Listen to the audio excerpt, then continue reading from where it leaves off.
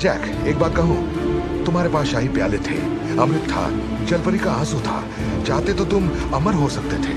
अमृत इम्तिहान लेती है गिब्स, मगर जिंदगी का मजा तभी है जब मौत बिन बुलाए आए। हमारे वजूद का हर हिस्सा जिंदगी की आखिरी घड़ी तक एक रहस्य बनकर रह जाता है, वही तो मजा है। और फिर क्या पता, मैं कयामत तक जी भी सकता हूँ। आखिर मृत्युंजय अमृत की खोज करने वाला मैं ही तो हूँ।